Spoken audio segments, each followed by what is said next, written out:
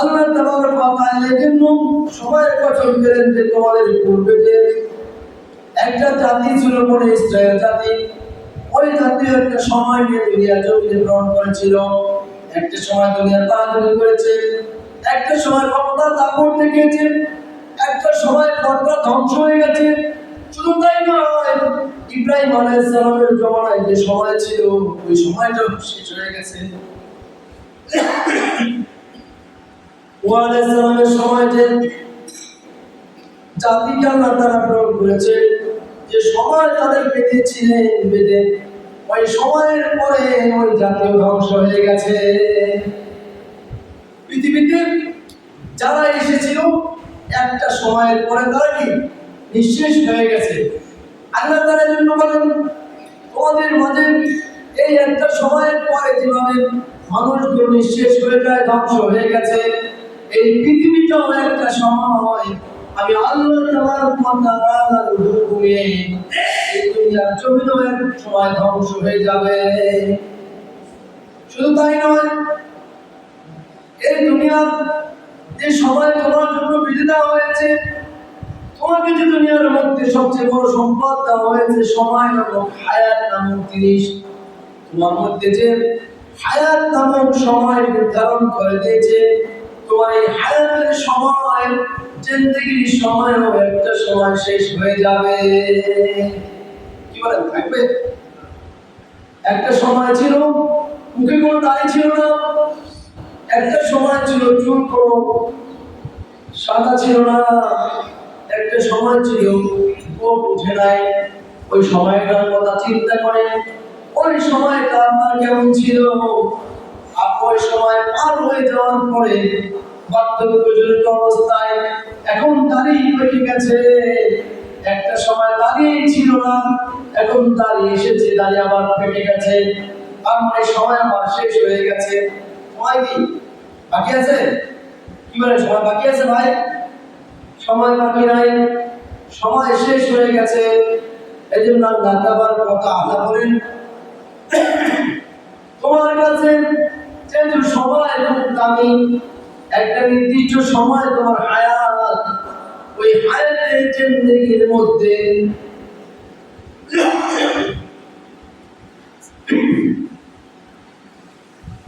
ওই হায়াতের জিন্দেগির মধ্যে একটা সময় তুমি আমার কাছে ফিরে আসবে।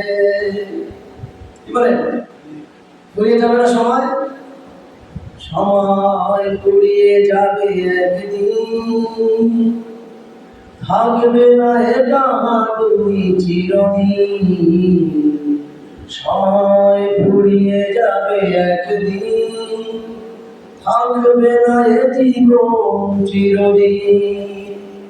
তাহলে চিরদিন যেহেতু এই সময়টা আপনার থাকবে না, এজন্য এই সময়ের কদর করতে হবে, সময়ের কাজ সময় করতে হবে। আমাদের হায়াতের জিন্দেগির সময়গুলো কি সঠিক ব্যবহার করা দরকার। কি বলেন? আল্লাহ তাআলা যেহেতু সময়ের কসম করেছেন, অতীতের নবীদের সময়ের গুরুত্ব দিয়েছেন, অতীতের মানুষগুলো কিভাবে সময়ের অপচয় করার কারণে, সময়ের মূল্যায়ন না করার কারণে আল্লাহ তাআলা কিভাবে ধ্বংস করেছেন, এগুলো কোরআনে কারিমে উল্লেখ করে দিলেন। আর আমাদের বর্তমান যে সময়, আমাদের বর্তমান অবস্থা, আমার হায়াতের জিন্দেগিতে আমার সময়টুকু আমি কি কাজে ব্যয় করেছি আর কি কাজে করা উচিত, এই চিন্তা ফিকিরের জন্য আল্লাহ তাআলা সময়ের কসম খেয়েছেন। বুঝে আসছে কেন আল্লাহ তাআলা সময়ের কসম খেলেন? যে আমার সময়টা, আমার হায়াতটা আমি কিভাবে ব্যয় করলাম, কিভাবে ব্যয় করা দরকার ছিল, এই সময়টা কিভাবে ব্যয় করলাম, এই সময়ের ব্যবহারের উপরে গুরুত্ব দেওয়ার জন্য আল্লাহ তাআলা সময়ের কসম খেলেন। এখন আমাকে সময় নির্ধারণ করে দিলেন আল্লাহ তাআলা। সময় কি করলেন? আল্লাহ তাআলা আমার জন্য কি নির্ধারণ করে দিলেন।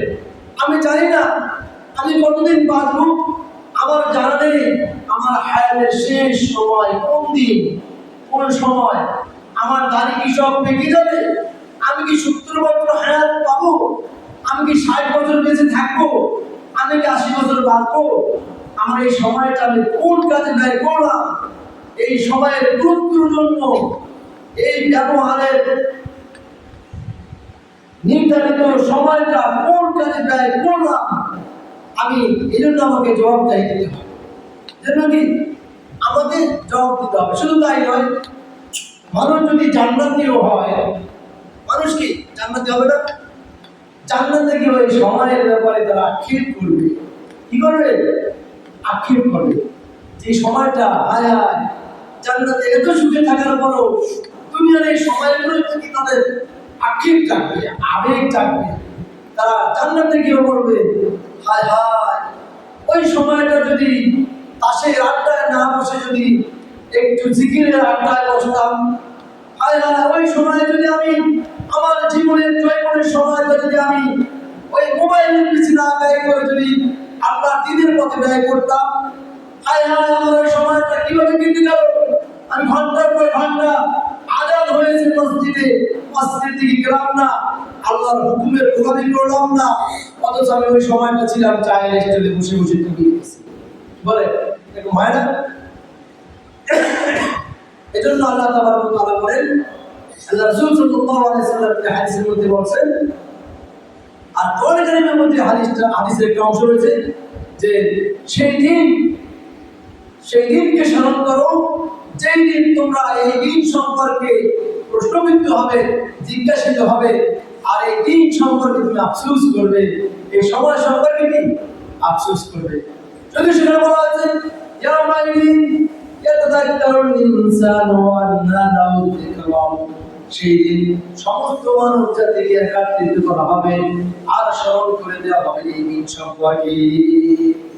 ইয়াতাযাক্কারু, তারা স্মরণ করবে, তারা ভাববে এই সময়টা তারা কোন কাজে ব্যয় করা দরকার ছিল, তারা কোন কাজে ব্যয় করলো। আফসোস করতে করতে সেই দিন মানুষ হতাশ হয়ে যাবে। এমন হাদিসে রয়েছে, আফসোস করতে করতে মানুষ নিজের হাত নিজেই কামড়াতে থাকবে। তাহলে সময় কি গুরুত্ব দেওয়া উচিত না? এই জন্য আল্লাহ তাআলা সময়ের ঘোষণা করেছে।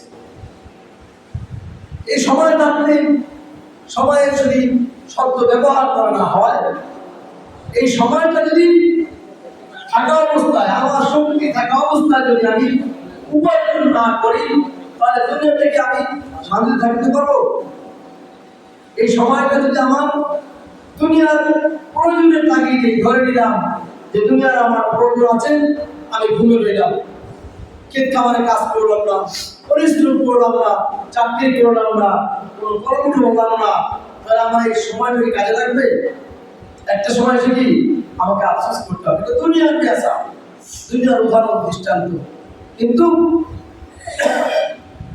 পরকালের সময়টা আরো কঠিন, পরকালের জীবনটা আরো কঠিন।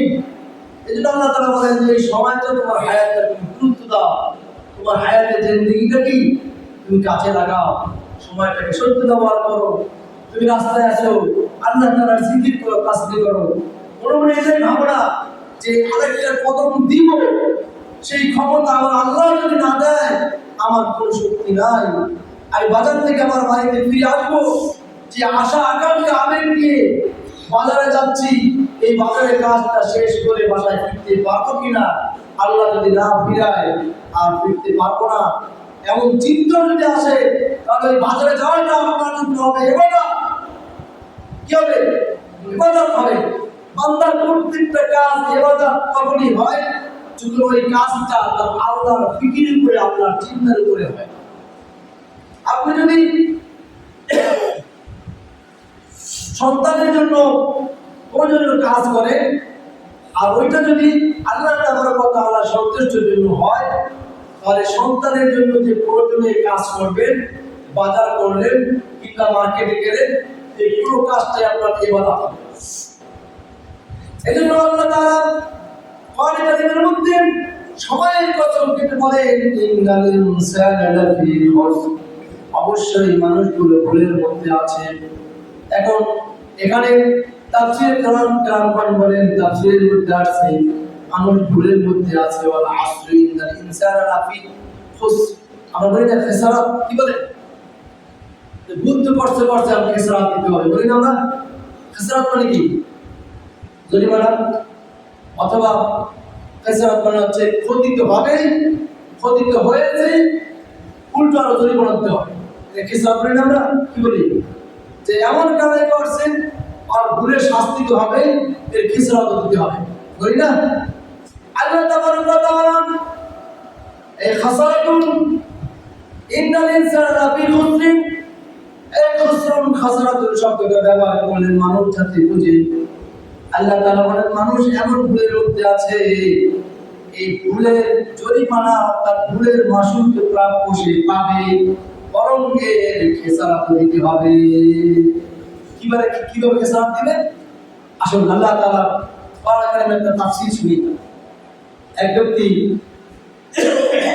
তাফসীরের মধ্যে একটা ঘটনা আছে যে কোনো এক ব্যক্তি কিছু পুঁজি নিয়ে ব্যবসা করতে গেল। এই পুঁজি নিয়ে ব্যবসা করা যাওয়ার পরে মনে করেন ব্যবসায় লসে বিক্রি করেছে, লসে বিক্রি করার পরে আবার দুর্ঘটনার কারণে ওই টাকাও হারিয়ে গেল। কি হয়েছে? টাকা হারিয়ে গেছে। আচ্ছা, এখন ওখান থেকে আসার জন্য আবার তার টাকা ফেরত প্রয়োজন হবে না? এখন বাইরে থেকে আবার টাকা নিয়ে আসতে হয়েছে। বলেন, ব্যবসায় লস হইল আর খেসারত দিল, উল্টো টাকা পেয়েছে না? এইটাকে বলা হয় খেসারত। এটা আল্লাহ তাআলা বলেন মানুষ তো ভুলের মধ্যে আছে, এই ভুলের প্রাপ্য সে পাবে, প্রায়শ্চিত্ত পাবে, এর প্রতিফলন ভোগ করতে হবে। এজন্য আল্লাহ তাআলা বলেন ইন্নাল ইনসানা লাফি খুসর, ওই মানুষ সব শুনে রাখো, তোমরা ভুল করতেছো, এর প্রায়শ্চিত্ত পাবে এবং এর প্রতিদান তোমাকে দিতে হবে। অর্থাৎ এই সময়ের মূল্যায়ন যদি করলে না, ঈমান ব্যতীত সময়ের মূল্যায়ন যদি করলে না, অবশ্যই এর প্রতিদান তুমি পাবে আর খেসারত দিতে হবে। এটা হচ্ছে ইন্নাল ইনসানা লাফি খুসর শব্দটা। এরপর আল্লাহ তাআলা বলতেছেন ইল্লাল্লাযীনা আমানু, কিছু লোক ব্যতীত। আল্লাহ কি বললেন? কিছু লোক ব্যতীত এই খেসারাত দিতে হবে। তার মানে কি? কিছু লোক থেকে, মানব জাতির থেকে কিছু লোককে আল্লাহ তাআলা আলাদা করলেন। আল্লাহ বললেন ইল্লাল্লাযীনা আমানু, ওই সমস্ত লোক ব্যতীত যারা আল্লাহর উপরে ঈমান আনয়ন করেছে। তাদের কি ভুলের খেসারাত তাদেরকে দিতে হবে না? তারা ভুলের মধ্যে নেই। আল্লাহ তাবারক ওয়া তাআলা বললেন ইল্লাল্লাযীনা আমানু, ওই লোকগুলোর কোনো ভুল নেই যারা আমি আল্লাহর উপরে ঈমান আনয়ন করেছে। এখন বলেন ঈমান আনয়ন করাটা কেমন ব্যাপার? ঈমান কেমন ব্যাপার? আল্লাহ তাবারক ওয়া তাআলা বললেন ইল্লাল্লাযীনা আমানু, তারা ব্যতীত সবাই ভুলের মধ্যে রয়েছে যারা আল্লাহ তাআলার উপরে ঈমান আনয়ন করেছে। তাহলে ঈমান আনয়ন করতে হবে ওইভাবে যাতে আমার মধ্যে ভুল না থাকে। কি বলেন? ঈমান ওইভাবে আনতে হবে যাতে আমার মধ্যে যাতে ভুল না থাকে, নির্ভুল, নির্ভেজাল, নিষ্কণ্ঠ, একদম পিওর ঈমান আনয়ন করার কথা আল্লাহ তাআলা বলেন। যদি এখানে আপনার ঈমানকে আপনি পিওরিটি মাপতে চান, ঈমানের বহুত কারণ আছে। এখন এই ঈমান নিয়ে কথা যখন আসে তখন ঈমানের ব্যাপারটা অনেক ক্ষেত্রে চলে যায়, বিভিন্ন শাখা প্রশাখা রয়েছে। ঈমানের কি রয়েছে? ঈমানের বিভিন্ন শাখা প্রশাখা রয়েছে। আমি ওই আলোচনা করবো না। আমি ঈমান কার কতটুকু আছে, আপনাদের আর আমাদের ঈমান কতটুকু আছে এই বিষয়ে একটু কথা বলবো। ঈমানের 70টির বেশি শাখা রয়েছে। কোন হাদিসে আছে ঈমানের কাজই হচ্ছে 7টা। কয়টা? 7টা কাজ। আমানতু বিল্লাহি ওয়া মালাইকাতিহি ওয়া কুতুবিহি ওয়া রুসুলিহি ওয়াল ইয়াউমিল আখির ওয়াল কদরি খাইরিহি ওয়া শাররিহি মিনাল্লাহি তাআলা ওয়াল বাসি বাদাল মাউত। ঈমান করা 7টি শাখা রয়েছে। কালেমা তামজিদের মধ্যে রয়েছে ঈমান যখন তুমি আনয়ন করবে, প্রথমেই বলতে হবে আমানতু বিল্লাহ, আমি আল্লাহর উপর ঈমান আনলাম, ওয়া মালাইকাতিহি ফেরেশতাদের উপর ঈমান আনলাম, ওয়া কুতুবিহি আল্লাহ যে